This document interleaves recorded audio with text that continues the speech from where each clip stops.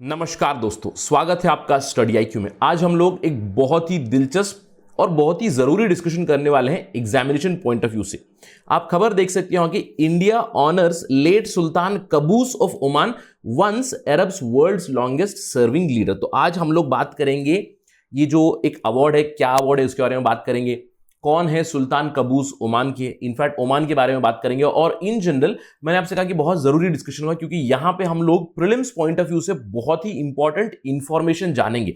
और आपको यहां पे एक चीज पे ध्यान देना है कि अगर इस तरह की न्यूज आए तो हम लोगों को किस तरह प्रिपेयर करना है from prelims point of view, क्योंकि यहां पे हमारा डिस्कशन केवल सुल्तान कबूस के ऊपर नहीं होगा, हमारा डिस्कशन होगा ज्योग्राफी से जुड़ा हुआ, थोड़ा सा हिस्ट्री से जुड़ा हुआ, और ये जो अवार्ड है इस अवार्ड से जुड़ा हुआ किसी भी एक पर्टिकुलर टॉपिक से क्वेश्चन निकल सकता है। यानी कि अवार्ड से जुड़ा हुआ एक एमसीक्यू बन सकता है, ओमान से जुड़ा हुआ एमसीक्यू बन सकता है इन जनरल, या फिर अवार्ड से जुड़े हुए कुछ और चीजों से भी क्वेश्चन बन सकते हैं जो मैं आपको अंत में बताऊंगा। तो प्लीज ध्यान से सुनिएगा तो किस तरह से हमें प्रिपेयर करना है ऐसे टॉपिक्स कॉम्प्रिहेंसिवली, क्योंकि यूपीएससी सिविल सर्विस एग्जामिनेशन में आपको बहुत जरूरी चीज है कि फॉरवर्ड और बैकवर्ड लिंकेजेस करने। यानी कि एक टॉपिक जब भी आप उठाओगे तो उसके इर्द गिर्द वाले टॉपिक्स भी आपको कवर करने हैं, क्योंकि मल्टीपल डायमेंशंस आप कवर करोगे तो आपको बहुत ज्यादा फायदा मिलेगा एमसीक्यूज सॉल्व करने में। और मैं हमेशा कहता हूं कि एमसीक्यूज जो भी आते हैं टेस्ट में, एग्जाम में, you do not expect exact duplication of that, लेकिन आपको उस टॉपिक को कवर करना है। तो चलिए आज इस टॉपिक को हम लोग कवर करते हैं एक्सटेंसिवली और देखते हैं क्या क्या इंफॉर्मेशन मिलेगी। So stay tuned. लेकिन उस सबसे पहले मैं हूं आपका दोस्त राहुल सायगांवकर। अगर आप मुझे फॉलो करना चाहते हो, you can follow me on the ID Rahul Sai 222। अगर आपको कोई सवाल है, कोई डाउट है, आप मुझसे कनेक्ट कर सकते हैं सोशल मीडिया पे। मेरा इंस्टाग्राम का आईडी सेम है। इस प्रेजेंटेशन की आपको पीडीएफ मिल जाएगी मेरे टेलीग्राम चैनल पे विद द सेम नेम। और अगर आप यूपी से सिविल सर्विस एग्जामिनेशन की तैयारी कर रहे हैं तो आपके लिए सुनहरा मौका है। हमारा स्मार्ट कोर्स चल रहा है, प्रीलिम्स और मेंस दोनों इंक्लूड है। मेंस की टेस्ट सीरीज है, प्रीलिम्स की टेस्ट सीरीज है। There is a lot of data. Please refer to our website studiiq.com या फिर डाउनलोड कीजिए हमारा ऐप गूगल प्ले स्टोर से और ज्यादा जानकारी लीजिए। आपकी प्रिपरेशन अच्छे से होगी। Just follow it up and do not forget to subscribe to Study IQ. चलिए खबर के बारे में बात करते हैं। हाल ही में इंडिया ने ऑनर किया है अरब के जो लॉन्गेस्ट सर्विंग सुल्तान थे, सुल्तान कबूस bin Said al Syed of Oman. अब ये आपको बिन सैद अल सैद क्यों है थोड़ी देर में आपको पता चलेगा, राइट। इनको अवार्ड मिला है गांधी पीस प्राइज का 2019 के लिए, और आपको याद रखना है पोस्टुमसली, यानी कि उनकी डेथ के बाद। उनकी डेथ हो चुकी है जनवरी 2020 में, अब इस साल उन्हें अवार्ड दिया गया। 2019 का अवार्ड मिला है सुल्तान कबूस बिन सैद अल सैद को, और 2020 का जो अवार्ड है वो दिया गया है बंगबंधु शेख मुजीबुर रहमान जो बांग्लादेश के हैं, राइट। लेकिन हमारा डिस्कशन प्रेडोमिनेटली ओमान से होगा, क्योंकि इंडिया बांग्लादेश पे हम लोगों ने बहुत सारी डिस्कशन की हुई है और सेपरेटली भी हम लोग आगे भी करते रहेंगे इंडिया बांग्लादेश की डिस्कशन। लेकिन आज हम लोग ओमान के बारे में बात करेंगे। देखिए ओमान है कहां पे, एक गल्फ देश है। ओमान आता है यहाँ पे, आप देख सकते हो अरेबियन सी, यानी कि इस तरफ है इंडिया हमारा, राइट। अब इस तरफ आओगे तो ये है ओमान। तो आप जैसे ही ओमान के ऊपर फोकस करोगे, ओमान पहले सल्तनत था मस्कट और ओमान सेपरेटली, यानी कि उसको बुलाते थे सल्तनत of Muscat and Oman. In fact जब से सुल्तान कबूस सुल्तान हुए हैं उन्होंने इसको सीधे से सल्तनत ऑफ ओमान बना दिया। तो आपको यहां पे ज्योग्राफी के पर्सपेक्टिव से कुछ प्रिपरेशन करनी है, यानी कि आप जैसे मैप देखोगे ओमान का, आपको कुछ चीजों पे हाईलाइट करना है। एक है ओमान की कैपिटल सिटी मस्कट जो यहां पे आती है टुवर्ड्स द नदर्न साइड। अब दूसरी चीज यहां पे आपको फोकस करनी है, एक है दुकुम, क्योंकि इसके बारे में कुछ साल पहले एक बहुत ही इंपॉर्टेंट न्यूज आई थी, क्योंकि हम जानते हैं कि हम ग्वादर पोर्ट जो पाकिस्तान का है उसको काउंटर करने की कोशिश कर रहे हैं, राइट। तो इसीलिए इसमें दुकुम पोर्ट जो है, दुकुम पोर्ट ने हमें काफी मदद की है। इसके बारे में थोड़ी देर में हम लोग बात करेंगे। अब इसके अलावा इन जनरल आपको ज्योग्राफी की फोकस करनी है, तो इनके जो नेबर आते हैं वो है यूनाइटेड अरब एमिरेट्स, और यहां पे आता है कतार। कतार की कैपिटल दोहा। और आपको याद रखना है जो गल्फ स्टेट्स है, गल्फ स्टेट में एक आइलैंड देश भी है छोटा सा, बहरेन। तो आप इन चीजों को थोड़ा सा फोकस कीजिए ज्योग्राफी पर्सपेक्टिव से। और जैसे मैंने आपको कहा कि ओमान के बारे में, तो ओमान के बारे में और थोड़ा बात करते हैं, क्योंकि कुछ साल पहले 2018 में इंडिया और ओमान का एक अग्रीमेंट साइन हुआ था, जहां पे ओमान ने इंडिया को पोर्ट ऑफ दुकुम पे ऑपरेट करने के लिए अनुमति दी थी। तो आप यहां पे देख सकते हो पोर्ट ऑफ दुकुम जो मैंने बताया आपको, it comes towards the eastern side, eastern coast पे है। और पोर्ट ऑफ दुकुम पे इंडिया काम करता है और वो काफी क्लोज है ग्वादर पोर्ट जो पाकिस्तान का पोर्ट है, यानी कि एक हम स्ट्रेटेजिकली लोकेटेड पोर्ट में हमारी वहां पे प्रेजेंस है। इसके अलावा अगर हम लोग ईरान की बात करें, we already have presence over the Chabahar port, ये आपको पता है, राइट। तो ये आपको फोकस करना है दुकुम के बारे में, ओमान में। इसके अलावा जब हम लोग ओमान की बातें करेंगे, हम लोग एक और रीजन के ऊपर फोकस करेंगे, वो है दोफार, क्योंकि ये जुड़ा हुआ है सुल्तान कबूस की लाइफ पीरियड के साथ। देखिए, जैसे हमारे पास स्टेट्स है यानी कि प्रोविंसेस, राज्य है हमारे पास, वैसे ओमान में छोटे छोटे सल्तनत से, कंप्लीटली सल्तनत ऑफ ओमान है, लेकिन वहां पे गवर्नेट्स कहते हैं छोटे छोटे, जैसे दोफार एक गवर्नेट है, अल वस्ता है, राइट। ये जो स्टेट्स है वो यहां पे कलर में आपको दिखाई गई है। तो आपको फोकस करना है दोफार रीजन पे। दोफार रीजन आता है सदर्न साइड में, तो बेसिकली साउथ ईस्टर्न साइड पे उसका कोस्ट भी है यहाँ पे, तो आपको फोकस करना है इस पे, क्योंकि हम लोग थोड़ी देर में दोफार के ऊपर भी बात करने वाले, राइट। तो इस तरह से आपको प्रिपेयर करनी है। जैसे आप ओमान देखोगे, ओमान की ज्योग्राफी पे फोकस कीजिए, उनके नेबर्स कौन है, कैपिटल सिटीज के ऊपर फोकस कीजिए, all these things are very very important. चलिए न्यूज पे वापस आते हैं और बात करते हैं कबूस बिन सैद अल सैद के बारे में, राइट। ये है Qaboos bin Said al Said. He was born on 18 November 1940। और याद रखना है आपको, ये अल सैद क्यों है, क्योंकि इनका जो घराना है अल सैद का, ये रूल कर रहे हैं मस्कट और ओमान पे 15 जनरेशन से। इनफैक्ट कबूस बिन सैद अल सैद, उनकी जो डायनेस्टी है, उनके डायनेस्टी के 15th जनरेशन के डिसेंडेंट है, और तब से इन्हीं का रूल चल रहा है, हाउस ऑफ अल सैद। जैसे सरनेम होता है हमारा, समझ लीजिए उस तरह इनका एंडिंग है अल सैद, यानी कि इनके घराने का नाम है, तो इनका नाम है Qaboos bin Said of house al Said, right.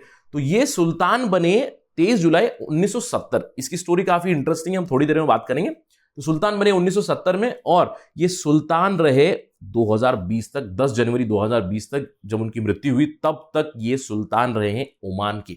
और इसीलिए he was the longest serving leader in the entire Arab world, right. तो काफी लंबा इनका कार्यकाल रहा है। तो आपको यह भी याद रखना है, who has been the longest serving sultan in the gulf और the Arab states, it has been Qaboos bin Said al Said, sultan Qaboos, right. अब हम लोग सुल्तान कबूस की जब बात करेंगे, तो ये अपने पिता के ओनली सन थे, यानी कि सुल्तान सैद बिन तैमूर थे। वो पहले रूल करते थे सल्तनत ऑफ मस्कट और ओमान। मैं आपको कह चुका हूं कि उसका नाम पहले सल्तनत ऑफ मस्कट और ओमान था, और कंप्लीटली सेपरेट था, यानी कि दुनिया के साथ इंटीग्रेट नहीं हुआ था, थोड़ा सा अलग रहते थे।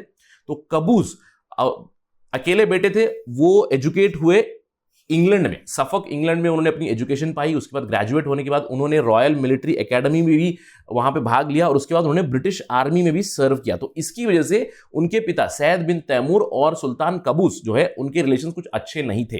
तो जब वो रिटर्न किया, जब उन्होंने 1966 में, तो उनके ऊपर काफी ज्यादा रेस्ट्रिक्शंस लगाई गई थी उनके पिता द्वारा।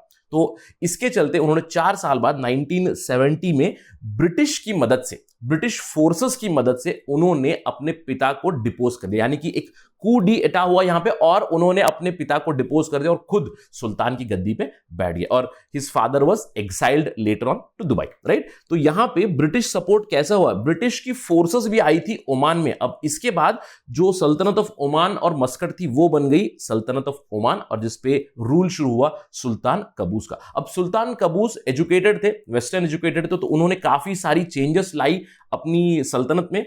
उन्होंने पॉलिसी ऑफ मॉडर्नाइजेशन इस्तेमाल की, और उन्होंने ओमान का जो इंटरनेशनल आइसोलेशन था उसको एंड कर दिया। इनफैक्ट उनके कार्यकाल के दौरान, उनके रेन के दौरान लिविंग स्टैंडर्ड्स काफी बढ़ गई, और ओमान ने काफी ज्यादा डेवलप भी किया, जिसके चलते इंडिया के और ओमान के रिलेशंस भी काफी अच्छे हैं। और उन्होंने काफी इंपॉर्टेंट स्टेप्स लिए। उन्होंने ओमान में स्लेवरी को अबॉलिश कर दिया, उन्होंने ओमान में एक नया संविधान लाया। इसके अलावा उन्होंने धोफार रिबेलियन को रोका। मैंने आपको कहा था कि धोफार रीजन एक इंपॉर्टेंट है, धोफार रिबेलियन को उन्होंने खत्म किया। अब ये खत्म किया कैसे, फिर से ब्रिटिश की मदद लेकर। तो आपको सवाल ये उठ सकता है कि धोफार रीजन आता कहां पे, या फिर किस कंट्री से जुड़ा हुआ है। आपको याद रखना है, धोफार रीजन इज इन ओमान। और धोफार रिबेलियन में क्या हुआ था, इन्होंने धोफार लिबरेशन एक फ्रंट बनाई थी, और ये अपना खुद का एक सल्तनत बनाना चाहते हैं धोफार में।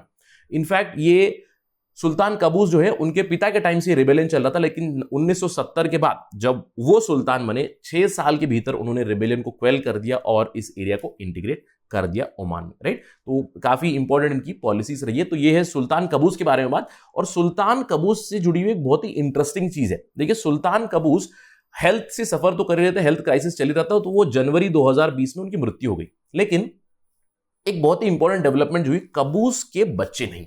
That means Qabus does not have any successor.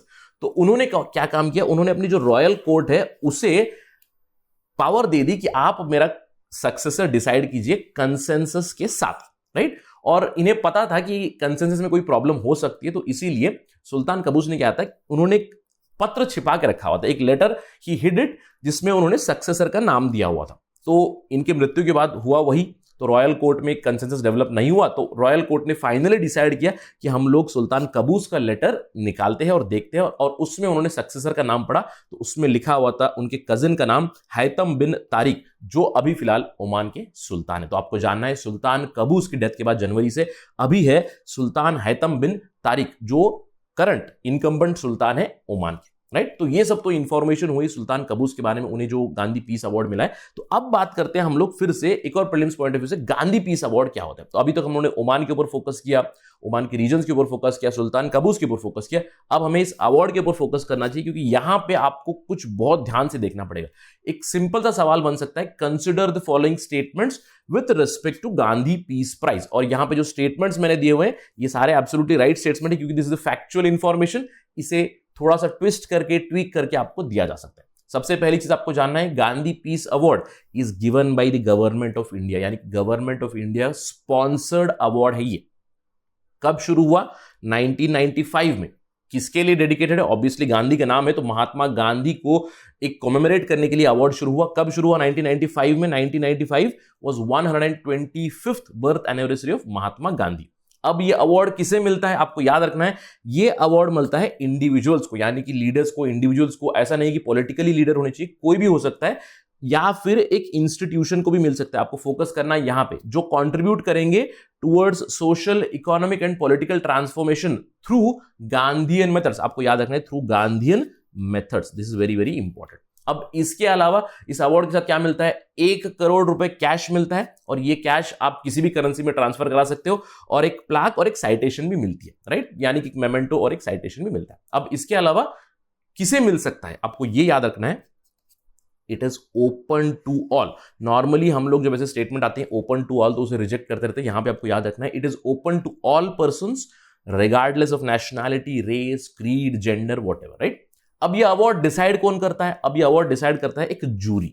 ये जूरी कौन है? जूरी में प्राइम मिनिस्टर है, leader of opposition from the Lok Sabha है, चीफ जस्टिस ऑफ इंडिया है, स्पीकर ऑफ लोकसभा है, और एक और एमिनेंट पर्सन है जिसको सरकार ही नॉमिनेट करती है। ये सब मिलके नॉमिनेशंस जो आते हैं, अब ये नॉमिनेशंस भेजने की भी इनकी प्रक्रिया है, यानी कि इंडिविजुअल्स, ऑर्गेनाइजेशंस नॉमिनेशंस भेजती है कि ये नॉमिनेट कर रहे हैं, हम इन्हें नॉमिनेट कर रहे हैं, तो इनके पास अर्जियां आती है, तो ये अर्जियों को फिल्टर करके देखते हैं किसे अवार्ड देना है, किसे अवार्ड नहीं देना है। और इनफैक्ट देखिए, जो जूरी है इट इज एब्सोल्युटली फ्री कि इस साल हम अवार्ड किसी को नहीं देंगे, क्योंकि ये नॉमिनेशंस हमें पसंद नहीं है, जो भी उनका क्राइटेरिया है उस पर। आपको याद रखना है ये चीज। इसीलिए अवार्ड नहीं दिया गया था 2006 से 2012 तक। इतने साल किसी को अवार्ड मिला ही नहीं गांधी पीस प्राइज का। तो अगर हम लोग बात करें रीसेंट जो रेसिपिएंट्स है गांधी पीस प्राइज के, आपको याद रखना है Sheikh Mujibur Rahman for 2020, please remember this information. Qaboos bin Said al Said, जो ओमान के अभी सुल्तान है, जिनकी डेथ हो गई जनवरी 2020 में पोस्टुमसली, ऑब्वियसली इन दोनों को ही पोस्टुमसली मिला हुआ है, राइट। इसके अलावा 2018 में योहे सासाकावा को मिला है, उनकी कॉन्ट्रीब्यूशन थी towards leprosy eradication in India and across the world. और मैंने आपको बताया था इंडिविजुअल्स ही नहीं, किसी इंस्टीट्यूशन को भी मिलता है। 2017 में आखिरी बार एक इंस्टीट्यूशन को मिला था, एकल अभियान ट्रस्ट को, जो रूरल और ट्राइबल एरियाज में एजुकेशन की मुहिम में लगे हुए हैं, तो उन्हें इस इंस्टीट्यूशन को अवार्ड मिला था 2017।